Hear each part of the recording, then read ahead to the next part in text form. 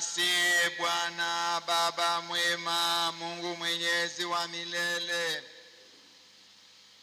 wewe uli asili ya hadhi ya mwanadamu na mgawaji wa neema zote. Kwako wewe ulimwengu wote umefanyika. Kwako wewe vitu vyote viliimarika. Wewe ambaye kwa ajili ya kuliunda taifa la kikuhani wawapanga wahudumu wa Kristo mwanao kwa nguvu ya Roho Mtakatifu katika ngazi mbalimbali ndani yake. Ndivyo katika agano la kwanza kazi ilivyoanza na kukua kwa namna ya ajabu. Na ulipowaweka Musa na Haruni kutawala na kutakatifuza watu wako, uliwachagua watu katika ngazi ya hadhi mbalimbali chini yao kwa ajili ya jamii na utendaji wao. Ndivyo pia kule jangwani ulivyoeneza roho ya Musa kwa njia ya watu 70 wenye busara, wakawa wasaidizi wake miongoni mwa watu, hata akaweza kutawala kwa urahisi zaidi kundi lako. Ndivyo ulivyowajalia wana wa Haruni ukamilifu wa ukuhani wa baba yao, ili wawepo wa kutosha kutoa sadaka za imani ambazo zilikuwa mfano wa mambo yatakayokuja kukidhi hadhi inayolingana kwa mujibu wa sheria ya kikuhani. Na hatimaye katika utimilifu wa nyakati, Baba mwema, ulimtuma mwanao duniani, yaani Yesu Kristo, aliye mfalme na mshenga wa imani yetu.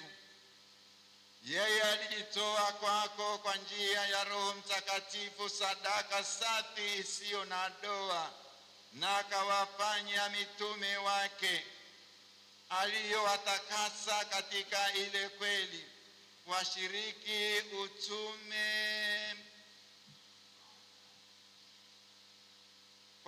utume wake ulio waongezea waandamizi wa kutangaza neno lako na kufanya kazi ya kueneza wokovu kwa dunia nzima.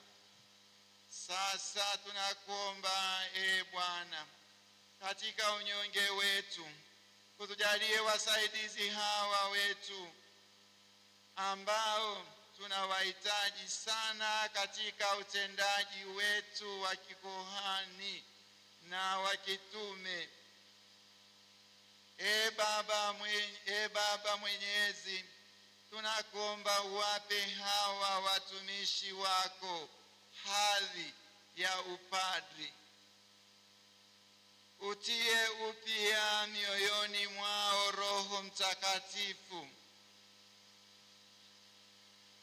Wasimamie kazi ya daraja la pili ambayo wamepokea kutoka kwako, Mungu, na kwa maisha yao wawe mfano wa maadili, wawe wasaidizi wetu wema, ili maneno ya Injili yazae matunda katika mioyo ya watu na yaenee hadi mipaka ya dunia kwa njia ya mahubiri yao na kwa neema ya Roho Mtakatifu.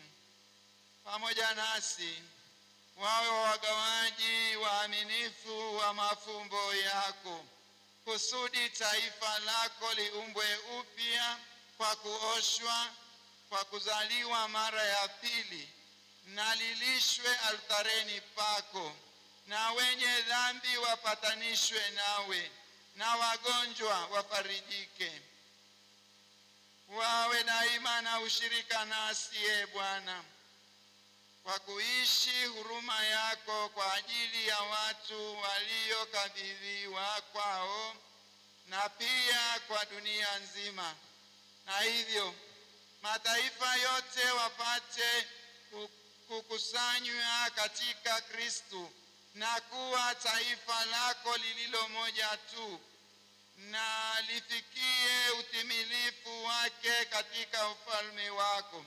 Tunaomba hayo kwa njia ya Yesu Kristo mwanao, anayeishi na kutawala nawe katika umoja wa Roho Mtakatifu, Mungu milele na milele. Amina.